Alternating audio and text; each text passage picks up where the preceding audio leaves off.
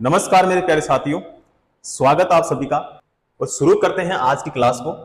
आज की क्लास का पहला क्वेश्चन देखो, मानव शरीर की कोशिकाओं में कितने जोड़ी गुणसूत्र पाए जाते हैं? मानव शरीर की कोशिकाओं में कितने जोड़ी गुणसूत्र पाए जाते हैं? तो बहुत ही सिंपल क्वेश्चन है और बहुत ही अच्छा क्वेश्चन है। ठीक है, तो कितने जोड़ी गुणसूत्र पाए जाते हैं? 23। कितना? 23। 23 हमारे डी ऑप्शन में है। करेक्ट आंसर कौन सा होगा हमारा? डी ऑप्शन बिल्कुल सही हो जाएगा। तो मानव शरीर की कोशिकाओं में 23 जोड़ी गुणसूत्र पाए जाते हैं। ठीक है, तो यहां पे कौन सा होगा हमारा? डी ऑप्शन बिल्कुल सही हो जाएगा। क्लियर है? ठीक है, चलो अगला क्वेश्चन करते हैं। अगला क्वेश्चन देखो, किस प्रकार का पुनर्जनन अधिक विविधता ला सकता है? अब ए ऑप्शन देखो, यहां पे बिनजाड़ द्वारा जनन, तो ये नहीं होता है। लैंगिक बिल्कुल सही होगा, यहां पे ये भी नहीं होगा और ये भी नहीं होगा। ठीक है, करेक्ट आंसर कौन सा होगा? यहां पे होगा सी ऑप्शन बिल्कुल सही हो जाएगा।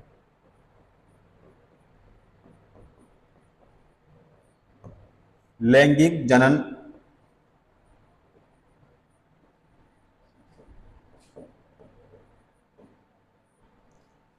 प्रक्रिया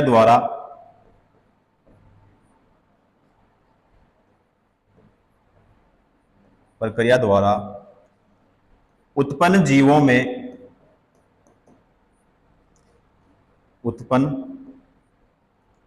में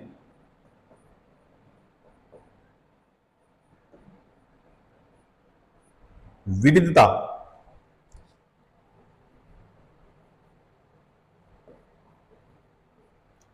अधिक पाई जाती है।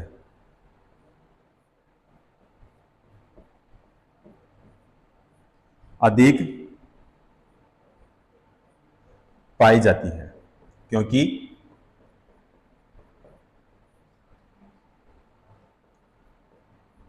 ये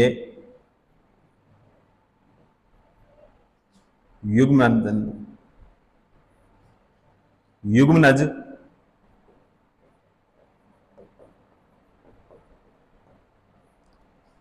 के निर्माण में भाग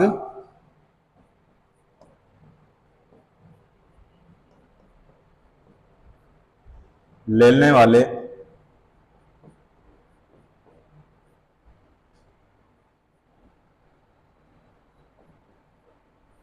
दोनों युग्मक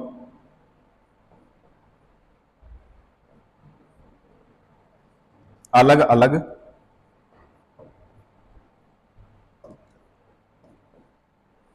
अलग संतति से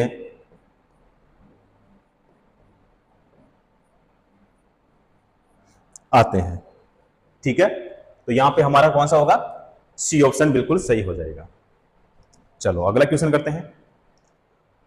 अगला क्वेश्चन देखो, यहां पे पहले स्पेस है, यानी किसने वंशानुक्रम के नियमों को प्रतिपादित किया था? किसने किया था? अब ए ऑप्शन देखो, यहां पे ग्रेगर मेंडल ने, बिल्कुल सही है।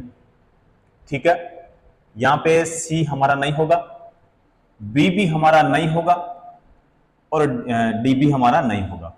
करेक्ट आंसर कौन सा होगा? यहां पे ए ऑप्शन हमारा सही हो जाएगा। ठीक है, तो ग्रेगर मेंडल ने वंशानुक्रम के नियमों को प्रतिपादित किया था। तो जीवों में एक पीढ़ी से दूसरी पीढ़ी में जाने वाले लक्षणों को क्या कहते हैं? वंशानुगत कहते हैं। क्या कहते हैं? वंशानुगत कहते हैं। ए ऑप्शन सही हो जाएगा। अगला क्वेश्चन देखो, अगला क्वेश्चन है, यहां पे इस से पहले प्रयोग हमें, यानी किसका प्रयोग हमें गुणों की विरासत को एक पीढ़ी से अगली पीढ़ी में ले जाने के लिए तंत्र प्रदान करते हैं? अब देखो यहां पे ए ऑप्शन क्या है? स्टैनली मिलर के, तो ये नहीं होगा भाई। मेंडल के बिल्कुल सही होगा भाई। डार्विन के नहीं, हेरोल्ड उरेके, नहीं ये भी नहीं होगा। करेक्ट आंसर हमारा कौन सा होगा? सी ऑप्शन सही हो जाएगा। ठीक है, चलो अगला देखो। अगला क्वेश्चन है आनुवांशिकता के नियम किसने प्रस्तावित किए थे? अब देखो ए ऑप्शन यहां पे है थॉमस रॉबर्ट माल्थस, तो यह भी नहीं होगा। ग्रेगर मेंडल बिल्कुल सही होगा। जॉन मेनाडे केयंस, यह भी नहीं होगा। डोनाल्ड वेयर, यह भी नहीं होगा। कौन सा होगा यहां पे? सी ऑप्शन बिल्कुल सही होगा। ठीक है, तो आनुवांशिकता के नियम किसने प्रस्तावित किए थे भाई? ग्रेगर मेंडल ने किया था। ठीक है, तो कौन सा ऑप्शन हो जाएगा यहां पे? सी ऑप्शन हमारा बिल्कुल सही हो जाएगा। चलो अगला करते हैं। अगला क्वेश्चन देखो, किसने सजीव वस्तुओं में लक्षणों की आनुवांशिकता के सिद्धांतों के प्रतिपादन में योगदान दिया? किसने सजीव वस्तुओं में लक्षणों की आनुवांशिकता के सिद्धांतों के प्रतिपादन में योगदान दिया? तो यहां पे हमारा सही आंसर क्या होगा? यहां पे हो जाएगा ग्रेगर मेंडल। ठीक है, कौन सा ऑप्शन सही होगा? हमारा हो जाएगा डी ऑप्शन सही हो जाएगा।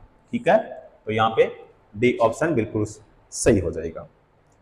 तो ग्रेगर मेंडल ने सजीव वस्तुओं में लक्षणों की आनुवांशिकता के सिद्धांतों के प्रतिपादन में योगदान दिया, तो डी ऑप्शन यहां पे हमारा बिल्कुल सही हो जाएगा। ठीक है, चलो अगला देखो। वंशागति की खोज किसने की थी? वंशागति की खोज किसने की थी?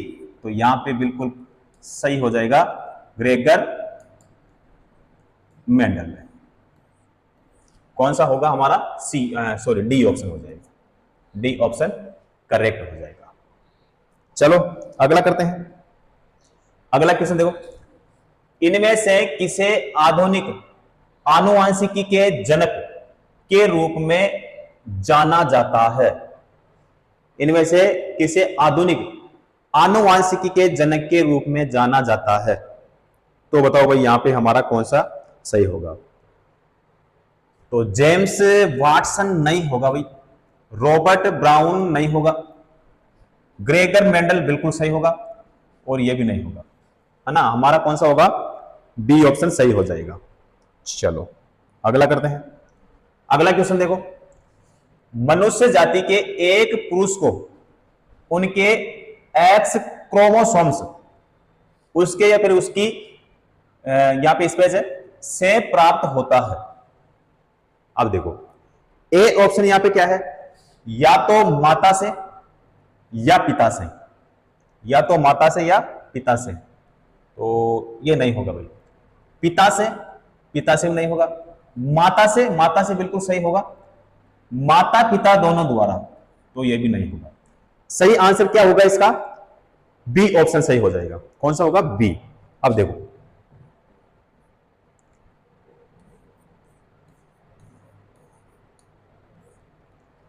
पुरुष में एक्स वाई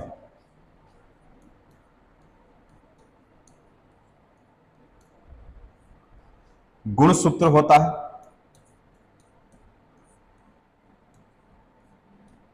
गुणसूत्र होता है, जबकि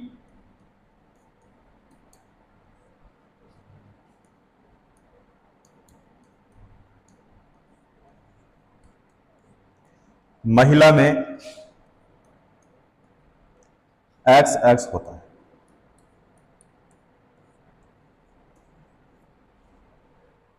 ठीक है, तो यहां पे कौन सा होगा? बी ऑप्शन सही हो जाएगा। चलो अगला देखो। अगला क्वेश्चन है, बच्चों का लिंग किससे प्राप्त होने वाले वंशानुगत गुणसूत्र द्वारा निर्धारित होता है? बच्चों का लिंग तो वो होगा भाई पिता, पिता से, तो यहां पे पिता ए ऑप्शन है। ठीक है, कौन सा हो जाएगा हमारा? A option. तो बच्चों का लिंग पिता से प्राप्त होने वाले वंशानुगत गुणसूत्र द्वारा निर्धारित होता है। ठीक है, तो यहां पे कौन सा ऑप्शन हमारा? ए ऑप्शन बिल्कुल सही हो जाएगा। ठीक है, चलो अगला देखो। अगला क्वेश्चन है, प्रजातियों में जीवित रहने का लाभ प्रदान कर सकता है अथवा केवल आनुवांशिक क्रम में योगदान प्रदान कर सकता है। प्रजातियों में जीवित रहने का लाभ प्रदान कर सकता है अथवा केवल आनुवांशिक क्रम में योगदान प्रदान कर सकता है। तो देखो यहां पे प्रजातिकरण तो नहीं होगा, परिवर्तन ये हो जाएगा, परागण नहीं होगा, निषेचन ये भी नहीं होगा, है ना। यहां पे सही आंसर कौन सा होगा? परिवर्तन।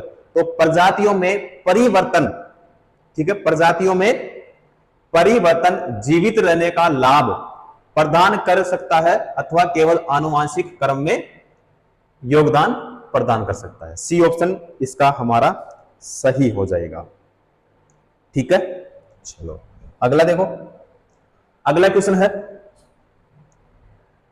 माता पिता से संतान में शारीरिक या मानसिक गुणों के संचरण को क्या कहा जाता है? क्या कहा जाता है? उसको क्या कहते हैं? आनुवांशिकता।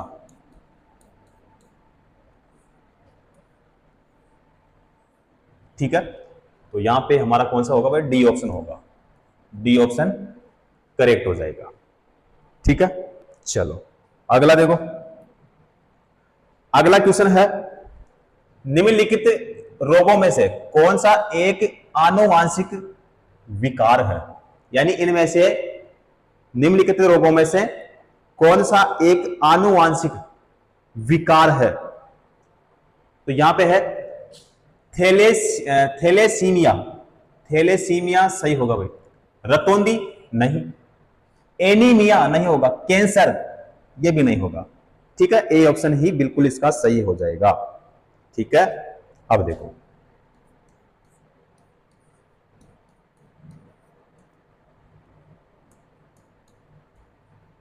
थैलेसीमिया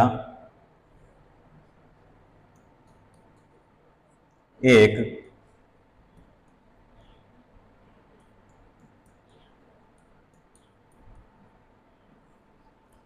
आनुवांशिक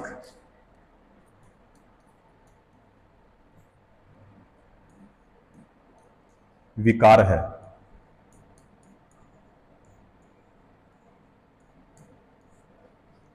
ये बच्चों को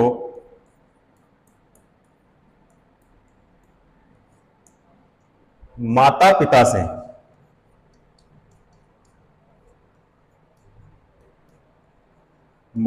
से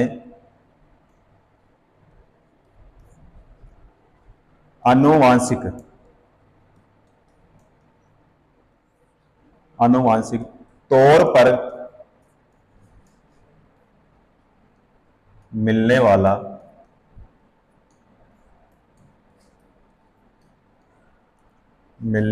रक्त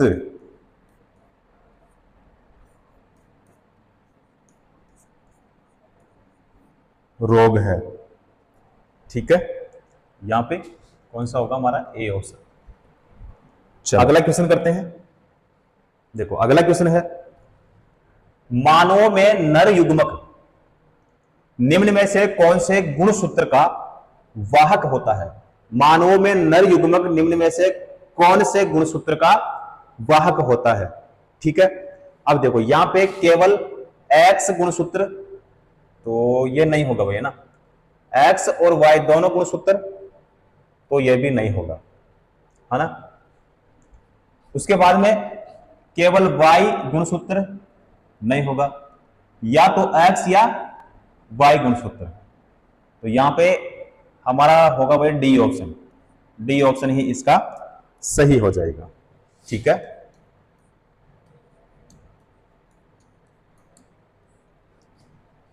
मानवों में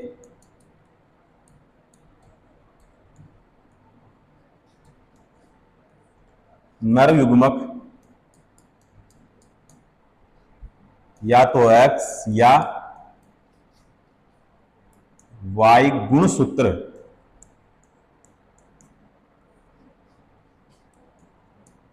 का वाहक होता है, वाहक होता है, जबकि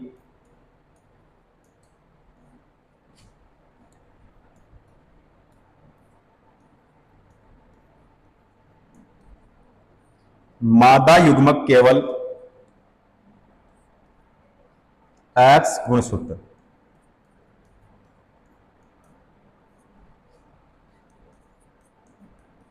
की वाहक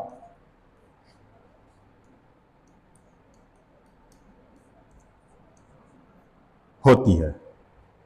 ठीक है भाई, तो यहां पे हमारा कौन सा होगा? D option. चलो अगला क्वेश्चन करते हैं। अगला क्वेश्चन देखो, जीन उत्परिवर्तन निम्न में से किसके कारण होता है? जीन उत्परिवर्तन निम्न में से किसके कारण होता है? अब देखो ए ऑप्शन यहां पे प्रजनन नहीं होगा भैया। प्रोटीन के अनुक्रम में परिवर्तन, प्रोटीन के अनुक्रम में परिवर्तन, तो यह भी हमारा नहीं होगा। यहां पे है नाइट्रोजनी क्षारों के अनुक्रम में परिवर्तन। ठीक है, हार्मोन्स के एंजाइमों के, यहां पे ये भी नहीं होगा, है ना, नहीं होगा। ये सही हो जाएगा। इसका कौन सा ऑप्शन सही होगा? सी ऑप्शन, नाइट्रोजनी क्षारों के अनुक्रम में परिवर्तन, बिल्कुल होगा हमारा सी ऑप्शन, यहां पे करेक्ट हो जाएगा। ठीक है, चलो अगला क्वेश्चन देखो। अगला क्वेश्चन है, डाई हाइब्रिड संकर क्रॉस में विपर्यासी लक्षणों की जोड़ी पाई जाती है, यानी कितनी जोड़ी पाई जाती है? विपर्यासी लक्षणों से उत्पन्न जोड़े स्वतंत्र रूप से व्यवहार करते हैं, एक जोड़ा स्वतंत्र रूप से वर्गीकरण करता है। ठीक है, कितने जोड़ी? तो एक नहीं, दो, दो सही होगा भाई ना, 3 नहीं होगा और 8 भी नहीं होगा, यहां पे होगा 2, बिल्कुल हो जाएगा सी ऑप्शन। ठीक है, चलो अगला क्वेश्चन देखो। अगला क्वेश्चन है, यदि मनुष्य में गुणसूत्रों की संख्या 46 है, यदि मनुष्य में गुणसूत्रों की संख्या कितनी है भाई? 46 है, तो मनुष्यों की दैहिक कोशिकाओं में कितने गुणसूत्र विद्यमान होते हैं? कितने गुणसूत्र विद्यमान होते हैं? ठीक है, तो यहां पे बिल्कुल हो जाएगा हमारा 46। कितना होगा? 46 ही होगा। 46 हमारे कौन से ऑप्शन में है भाई? बी ऑप्शन में। करेक्ट आंसर कौन सा होगा हमारा? यहां पे हो जाएगा बी ऑप्शन। ठीक है, अब देखो, मनुष्य में प्रत्येक दैहिक कोशिकाओं में 46 गुणसूत्र होते हैं, जो 23 के जोड़े में होते हैं। इनमें से 22 गुणसूत्र नर और मादा में समान और अपने अपने जोड़ों में समजात होते हैं। ठीक है, एक बार मैं आपको यहां पे नोट करवा देता हूं। देखो,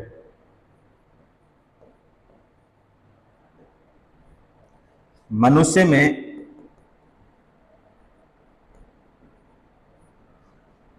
प्रत्येक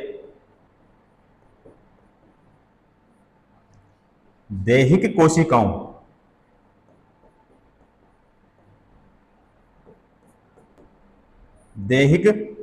कोशिकाओं में 46 गुणसूत्र 46 गुणसूत्र होते हैं,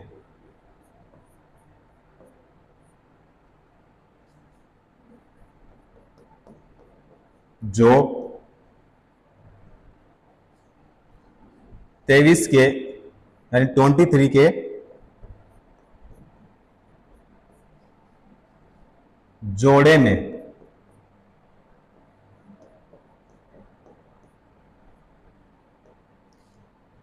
होते हैं। ठीक है, इनमें से 22 यानी 22 गुणसूत्र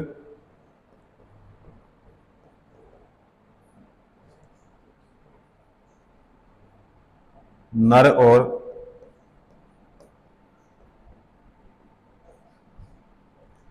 मादा में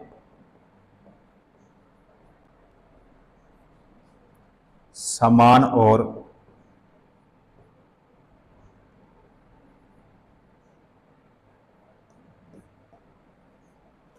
अपने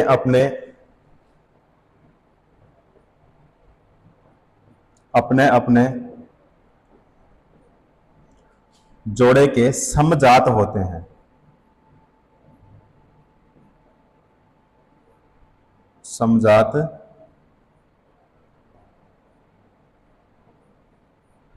होते हैं। ठीक है, तो यहां पे हमारा बी ऑप्शन सही होगा। चलो अगला क्वेश्चन देखो। अगला क्वेश्चन है मेंडल के नियम केवल तभी लागू होते हैं जब, अब देखो ए ऑप्शन यहां पे क्या है, माता पिता शुद्ध प्रजनन है, बिल्कुल वही सही है।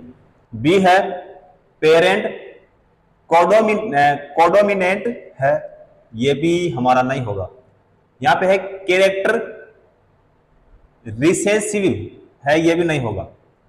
कैरेक्टर लिंक किए गए हैं, ये भी नहीं होगा।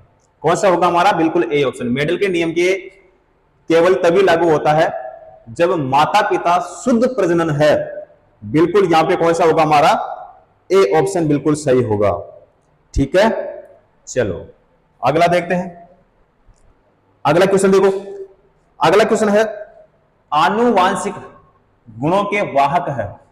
आनुवांशिक गुणों के वाहक है डीएनए। डीएनए बिल्कुल सही होगा भाई। ठीक है, तो जीवित कोशिकाओं के गुणसूत्रों में पाए जाने वाले तंतुनुमा अणु को डीऑक्सीराइबो न्यूक्लिक अम्ल या डीएनए कहते हैं। क्लियर है, तो ए ऑप्शन यहां पे सही हो जाएगा। चलो अगला करते हैं। अगला क्वेश्चन देखो। एलील होते हैं, किसके लिए पूछा है, एलील होते हैं। तो एलील यहां पे देखो एंजाइमों का वैकल्पिक रूप कैंसिल। ठीक है, जीन का वैकल्पिक रूप बिल्कुल सही है। क्रोमोसोम का वैकल्पिक रूप नहीं होगा। अपूर्ण प्राबल्य का रूप यह भी नहीं होगा। यहां पे करेक्ट आंसर कौन सा होगा हमारा, बी ऑप्शन। ठीक है, जीन का वैकल्पिक रूप, इसलिए बी ऑप्शन यहां पे सही हो जाएगा। चलो भाई देखो अगला क्वेश्चन। अगला क्वेश्चन है विश्वास और प्रथाओं का एक संग्रह है जिसका उद्देश्य मानव आबादी की आनुवांशिक गुणवत्ता में सुधार लाना होता है। यह किस आनुवांशिकी के क्षेत्र को कहा जाता है, किस आनुवांशिक के क्षेत्र को कहा जाता है। अब देखो भाई यहां पे, अब ए ऑप्शन यहां पे क्या है, आनुवांशिक इंजीनियरिंग। आनुवांशिक इंजीनियरिंग, तो ये हमारा नहीं होगा। सी है भ्रूण चयन, ये नहीं होगा। क्लोनिंग, क्लोनिंग ये भी नहीं होगा भाई। यूजेनिक्स, यूजेनिक्स बिल्कुल सही होगा। कौन सा होगा भाई, डी ऑप्शन बिल्कुल करेक्ट यहां पे हमारा हो जाएगा। विश्वास और प्रथाओं का एक संग्रह है जिसका उद्देश्य मानव आबादी की आनुवंशिक गुणवत्ता में सुधार लाना होता है। यह आनुवांशिकी के क्षेत्र में यूजेनिक्स कहलाता है। इसलिए हमारा कौन सा होगा, डी ऑप्शन, यूजेनिक्स। ठीक है, चलो अगला क्वेश्चन देखो। अगला क्वेश्चन है विज्ञान की वह शाखा है, विज्ञान की वह शाखा है जिसका उद्देश्य मानव जनसंख्या आनुवांशिक गुणवत्ता में सुधार करना है। विज्ञान की वह शाखा है जिसका उद्देश्य मानव जनसंख्या आनुवांशिक गुणवत्ता में सुधार करना है। तो बताओ भाई यहां पे कौन सा हमारा होगा? तो बिल्कुल यहां पे हो जाएगा यूजेनिक्स। कौन सा होगा? यूजेनिक्स। बताओ हमारा कौन से ऑप्शन में है भाई? यहां पे सी ऑप्शन में है। करेक्ट आंसर कौन सा होगा? सी ऑप्शन सही हो जाएगा। चलो अगला क्वेश्चन देखो। अगला क्वेश्चन है वैज्ञानिक जी डे मेडल, ठीक है, का निधन कब हुआ? वैज्ञानिक जीजे मेडल का निधन कब हुआ? उसका 1800 कब हुआ था भाई? 1884 में, ठीक है। तो यहां पे हमारा कौन सा होगा भाई? ए ऑप्शन यहां पे बिल्कुल सही हो जाएगा। चलो देखो, ग्रेगर जॉन मेंडल,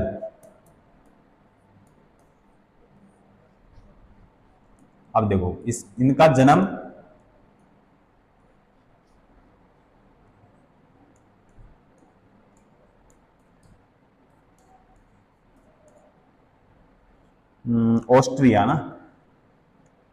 ऑस्ट्रिया में 20 जुलाई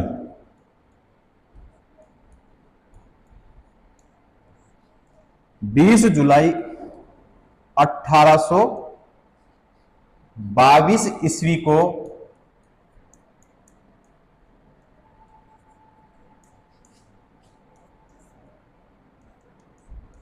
हुआ था, ठीक है। कब हुआ था? 1822 ईस्वी में, है ना। और यहां पे क्या पूछा है? इनका निधन वो कब हुआ? 1884 में। यहां पे हमारा कौन सा होगा? ए ऑप्शन सही हो जाएगा। चलो अगला क्वेश्चन देखो। अगला क्वेश्चन है मनुष्य में पुरुषों के यौन गुणसूत्रों में कौन सा समूह होता है? कौन सा होता है? वो होता है एक्स वाई होता है। एक्स बिल्कुल ए ऑप्शन हो जाएगा। कौन सा होगा? हमारा ए ऑप्शन सही हो जाएगा। चलो अगला करते हैं। अगला क्वेश्चन देखो। आमतौर पर मेंडेलियन कारक क्या कहलाता है? क्या कहलाता है? बताओ। वो कहलाता है जीन। क्या कहलाता है? जीन। जीन हमारे कौन से ऑप्शन में है? बी ऑप्शन में है। करेक्ट आंसर कौन सा होगा? बी ऑप्शन हमारा यहां पे सही हो जाएगा। ठीक है भाई। चलो अगला करते हैं। अगला क्वेश्चन देखो। मेंडल ने मटर के पौधों को चुना क्योंकि? मेंडल ने मटर के पौधे को चुना क्योंकि? अब देखो यहां पे ए ऑप्शन क्या है? उपरोक्त सभी विकल्प, तो इसको थोड़ा रोकोगे। यहां पे है वे सस्ते थे। वे सस्ते थे, नहीं भाई।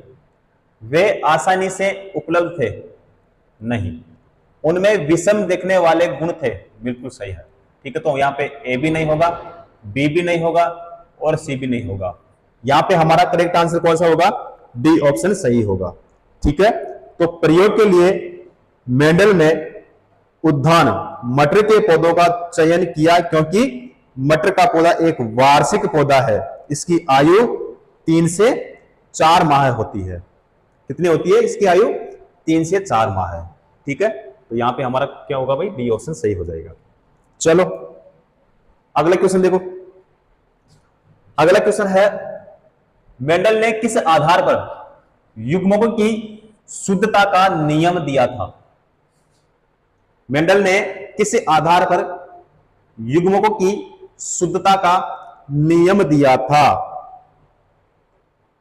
अब देखो यहां पे पश्य संकरण, बैंक क्रॉस नहीं होगा भाई इसका, है ना। उसके बाद में है द्वि संकर संकरण, तो यह भी नहीं होगा। परीक्षण संस्करण यह भी नहीं होगा। यहां पे होगा डी ऑप्शन हमारा। डी ऑप्शन होगा एक संकर संकरण, मोनोहाइब्रिड क्रॉस। यहां पे डी ऑप्शन हमारा क्या होगा भाई, सही हो जाएगा।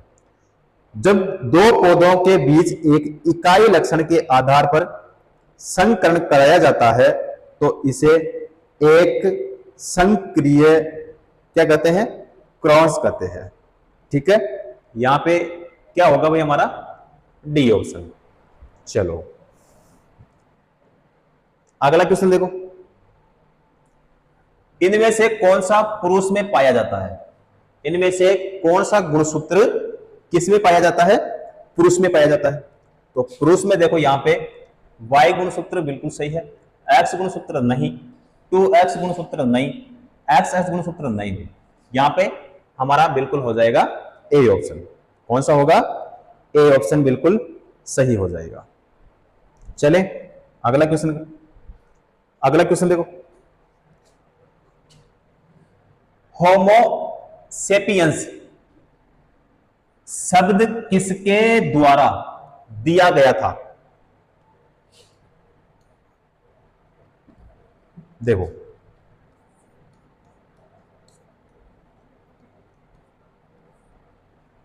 स्वीडन के जीव विज्ञानी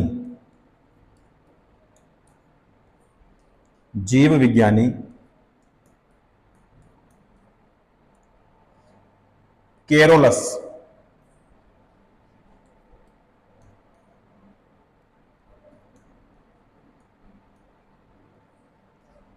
लिनियस द्वारा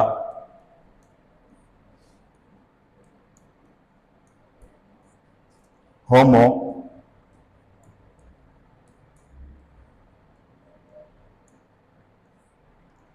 सेपियंस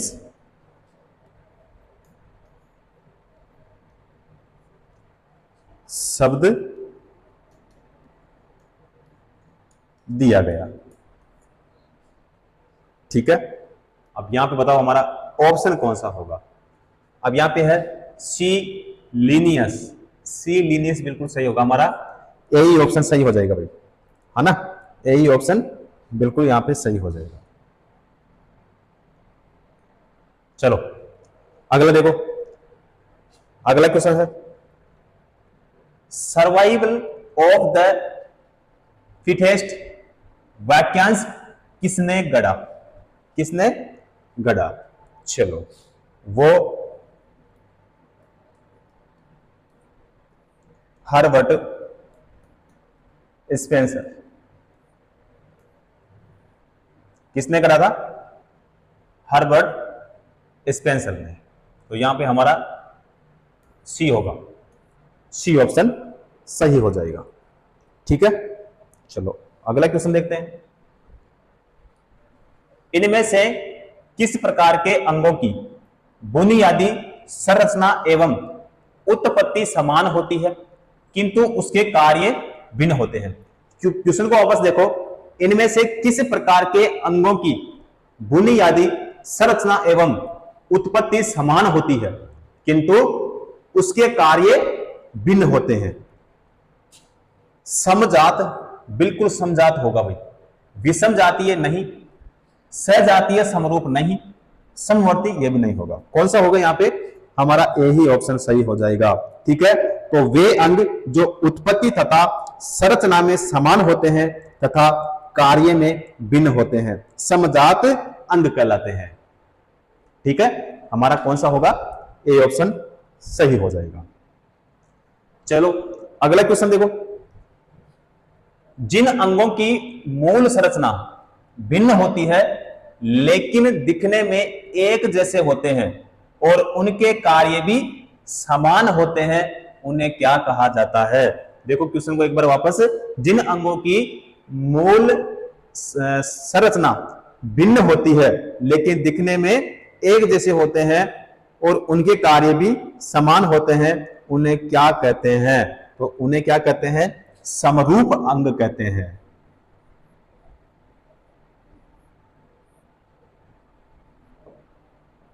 क्या कहते हैं, समरूप अंग कहते हैं। तो यहां पे समरूप अंग हमारा डी ऑप्शन हो जाएगा।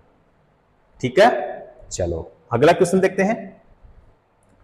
अगला क्वेश्चन है, वैसे अंग जिनकी मौलिक संरचना तो एक समान होती है परंतु उनके द्वारा किया जाने वाला कार्य भिन्न होता है, क्या कहे जाते हैं?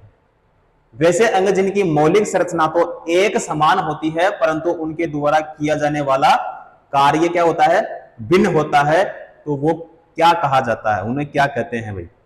ठीक है, जीवाश्म, जीवाश्म नहीं भाई, समरूप अंग नहीं, जात्यावर्ती नियम नहीं, समजात अंग, समजात अंग यहां पे हमारा सही माना जाएगा।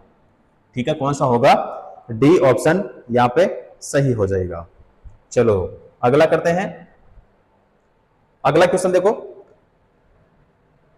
मानव जाति होमोसेपियंस के प्राचीनतम सदस्यों के अवशेष में देखे जा सकते हैं। चलो बताओ, उत्तरी अमेरिका, एशिया, तो यहां पे ए भी नहीं होगा और सी भी नहीं होगा, बी और डी को देख लेते हैं। यहां पे है अंटार्कटिका, नहीं होगा, अफ्रीका, सही होगा भाई अफ्रीका, है ना? कौन सा होगा? अफ्रीका। तो मानव जाति होमोसेपियंस के प्राचीन सदस्यों के अवशेष अफ्रीका में देखे जा सकते हैं और अभी तक के खोज के अनुसार होमोसेपियंस का उद्भव 2 लाख साल पहले पूर्व अफ्रीका को माना जाता रहा है, लेकिन नई खोज के मुताबिक 3 लाख साल पहले ही होमोसेपियंस के अवशेष उपस्थित थे, है ना भाई? तो यहां पे डी ऑप्शन होगा। अगला क्वेश्चन देखते हैं। मनुष्य के क्रम विकास का अध्ययन इंगित करता है।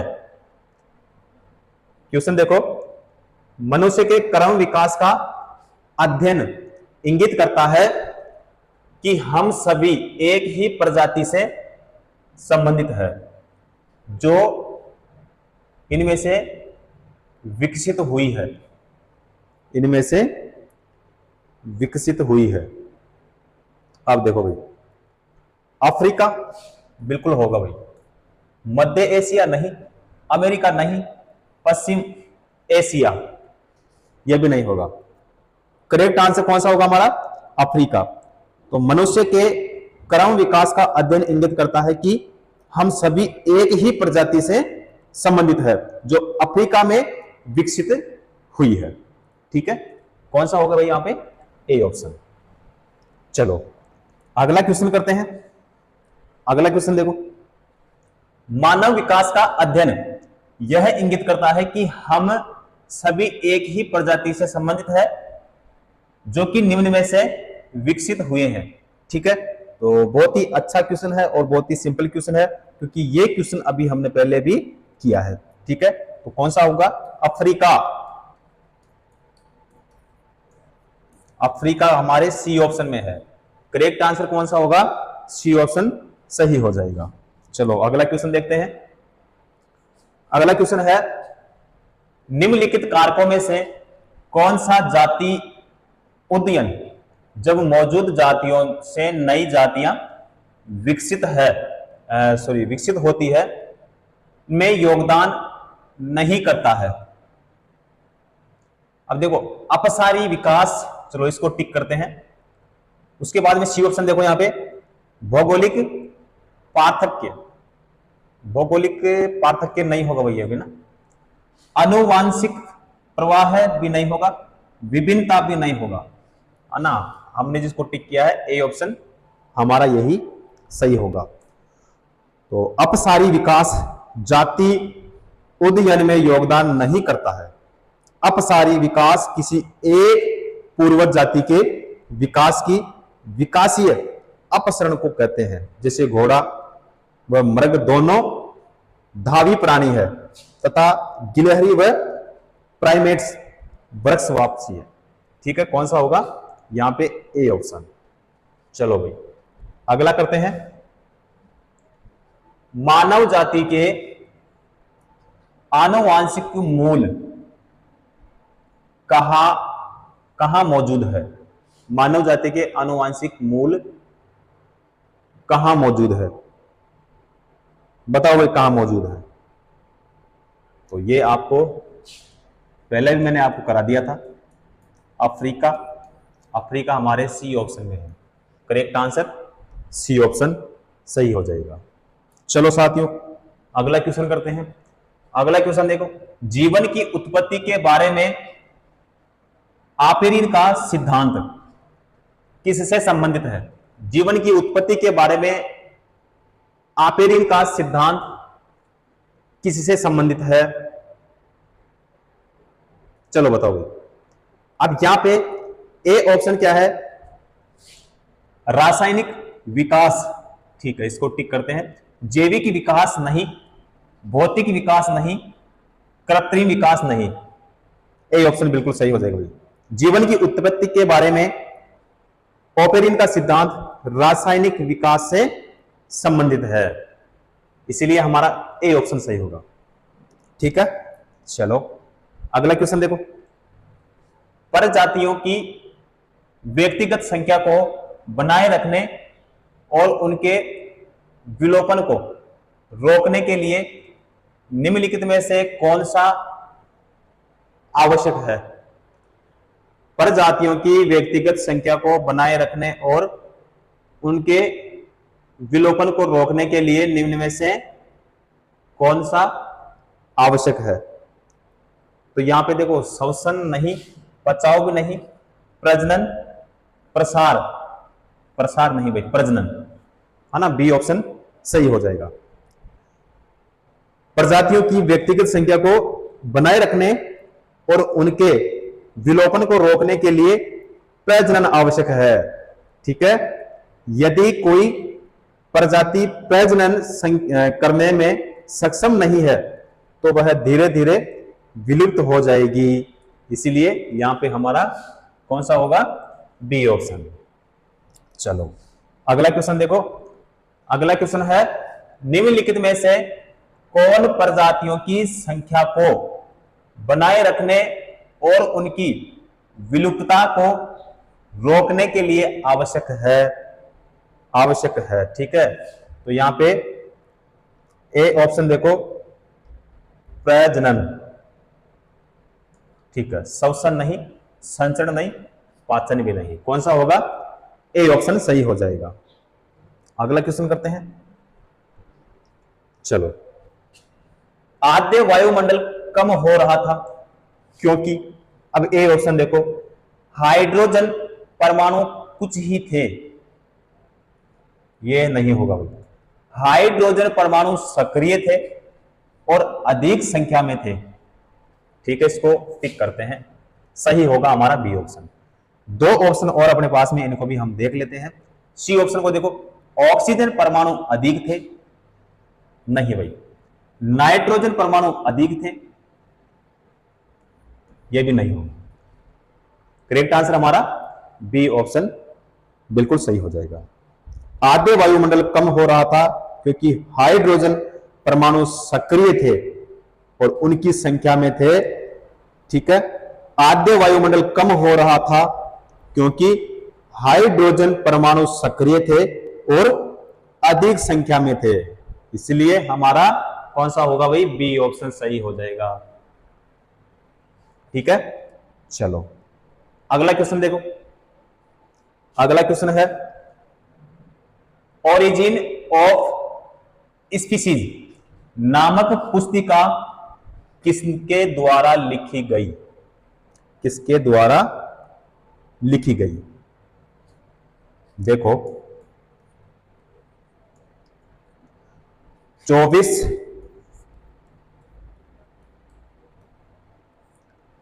नवंबर 1859 ईस्वी में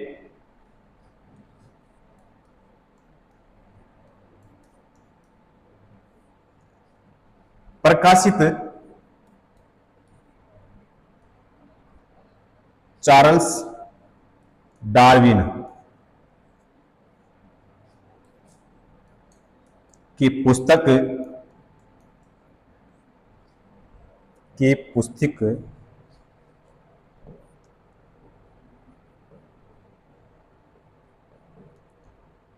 origin of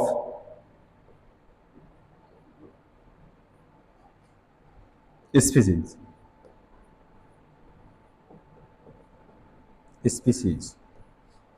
ठीक है, को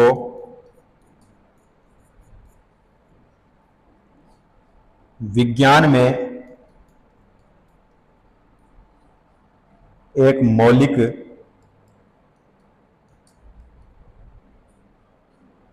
वैज्ञानिक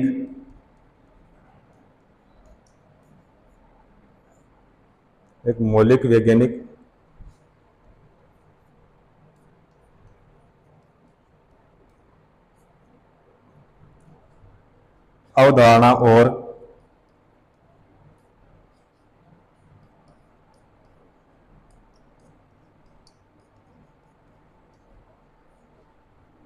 क्रम विकास संबंधित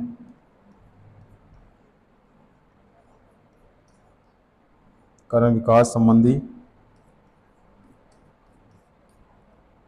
जीव विज्ञान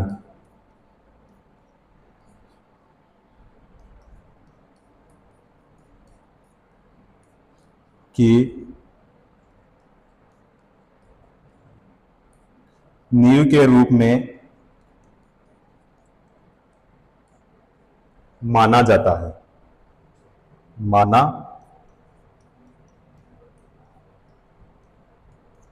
है, ठीक है। इस पुस्तक में जीवों की उत्पत्ति व विकास को जैव विकास द्वारा समझा गया है, ठीक है। तो बताओ अब इनमें से हमारा कौन सा ऑप्शन सही होगा, ठीक है। तो हमारा देखो ए ऑप्शन नहीं होगा, बी ऑप्शन नहीं होगा, सी ऑप्शन बिल्कुल होगा और डी भी हमारा नहीं होगा, ठीक है, क्योंकि यहां पे मैंने आपको नोट करवा दिया है, ठीक है। कौन सा होगा भाई, सी ऑप्शन बिल्कुल सही हो जाएगा। चलो अगला करते हैं। अगला क्वेश्चन देखो, किस युग के दौरान डायनासोर फूले फले, ठीक है। किस युग के दौरान डायनासोर फले फूले। चलो अब देखो भाई, ए ऑप्शन यहां पे प्रोटीरोजोइक ईरा नहीं होगा, सीनोजाइक ईरा यह भी नहीं होगा, पेलिओजोइक ईरा नहीं होगा, यहां पे होगा मेसोजोइक ईरा। कौन सा होगा, डी ऑप्शन, ठीक है, डी ऑप्शन इसका सही होगा भाई। चलो अगला करते हैं।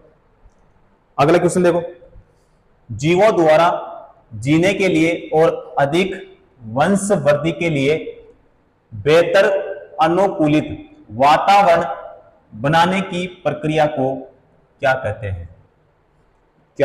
हैं, आप बताओ। ए ऑप्शन यहां पे क्या है, प्राकृतिक चयन सही होगा, पुनः समायोजन नहीं होगा, परिवर्तन नहीं होगा, नॉन रैंडम मीटिंग नहीं होगा भैया। कौन सा होगा, ए ऑप्शन। जीवों द्वारा जीवन जीने हेतु और अधिक वंशवृद्धि के लिए बेहतर अनुकूलित वातावरण बनाने की प्रक्रिया को प्राकृतिक चयन कहा जाता है, ठीक है। तो यहां पे हमारा कौन सा होगा, ए ऑप्शन। चलो अगला करते हैं। अगला क्वेश्चन है, आधुनिक मनुष्य का वैज्ञानिक नाम क्या है। आधुनिक मनुष्य का वैज्ञानिक नाम क्या होता है, होमोसेपियंस।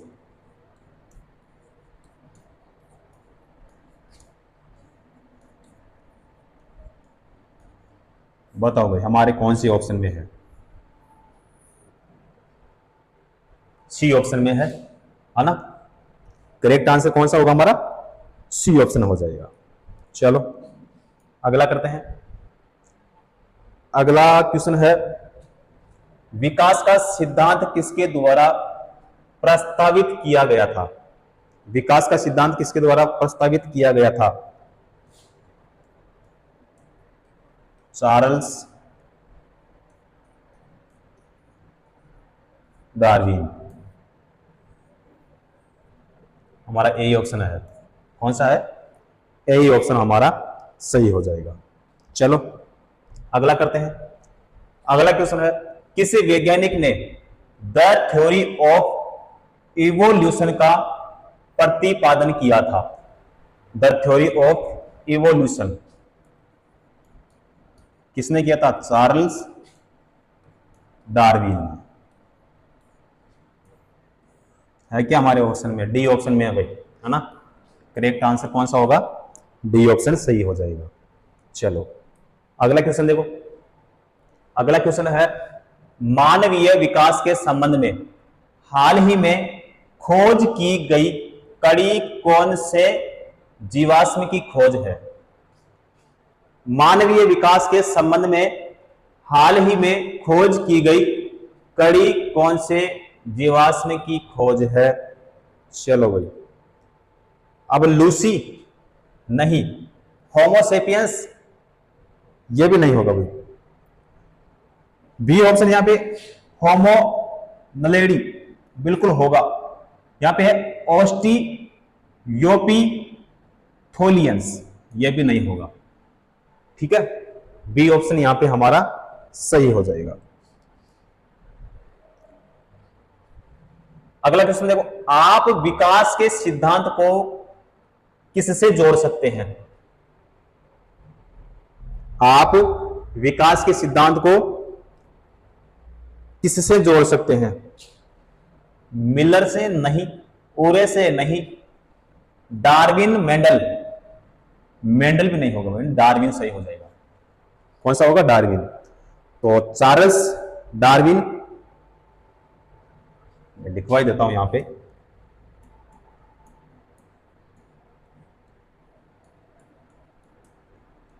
चार्ल्स डार्विन 1809 ईस्वी से 1882 ईस्वी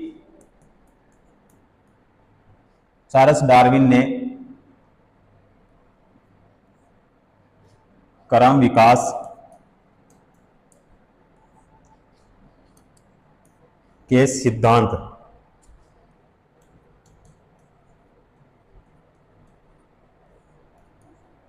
का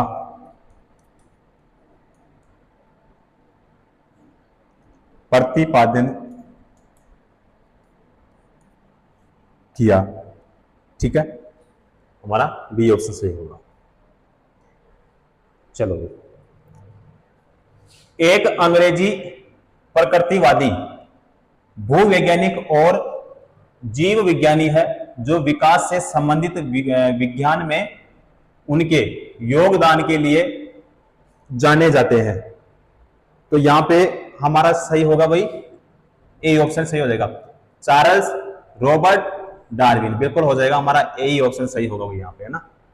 चलो अगला करते हैं। अगला क्वेश्चन देखो, विकास का सिद्धांत हमें बताता है कि कैसे जीवन सरल से अधिक जटिल रूपों से विकसित हुआ। विकास का सिद्धांत हमें बताता है कि कैसे जीवन सरल से अधिक जटिल रूपों से विकसित हुआ। तो यहां पे देखो, लेमार्क हमारा नहीं होगा, वालेस भी नहीं होगा, डार्विन होगा, मेंडल भी नहीं होगा, है ना। बी ऑप्शन ही होगा इसका। चलो अगला देखते हैं। किसने सुझाव दिया था कि जीवन सरल अकार्बनिक यानी अजैवी अणुओं से विकसित हुआ है? बताओ भाई किसने दिया था? तो इसका भी यहां पे हमारा डार्विन ही होगा भाई, ना। डार्विन हो जाएगा यहां पे, बी ऑप्शन ही बिल्कुल सही होगा। तो डार्विन विकास का सिद्धांत हमें बताता है कि कैसे जीवन सरल से अधिक जटिल रूपों से विकसित हुआ। तो हो जाएगा बी ऑप्शन। चलो अगला देखो, विकासवादी संबंधों के प्रमाण प्रदान करता है। विकासवादी संबंधों के प्रमाण प्रदान करता है। प्रमाण प्रदान करता है। नदी तल नहीं, समुद्र तल नहीं भाई, जीवाश्म सही होगा, चट्टान भी नहीं होगा, जीवाश्म बिल्कुल सही हो जाएगा। बी ऑप्शन यहां पे हमारा बिल्कुल सही हो जाएगा। चलो अगला देखो, अगला क्वेश्चन है, इनमें से कौन सी गैस उस समय अपनी मुक्त अवस्था में मौजूद नहीं थी जब पृथ्वी पर जीवन उत्पन्न हुआ था? बहुत ही अच्छा क्वेश्चन है भाई। पृथ्वी पर जीवन उत्पत्ति के समय ऑक्सीजन गैस मुक्त अवस्था में नहीं थी। कौन सी भाई? ऑक्सीजन। ऑक्सीजन हमारे कौन से ऑप्शन में है भाई? ए ऑप्शन में है। तो करेक्ट आंसर भी हमारा कौन सा होगा? ए ही ऑप्शन होगा। ठीक है, तो ऑक्सीजन गैस उस समय अपनी मुक्त अवस्था में मौजूद नहीं थी जब पृथ्वी पर जीवन उत्पन्न हुआ था। ठीक है, तो यहां पे कौन सा होगा हमारा? ए ऑप्शन बिल्कुल सही हो जाएगा। चलो अगला करते हैं।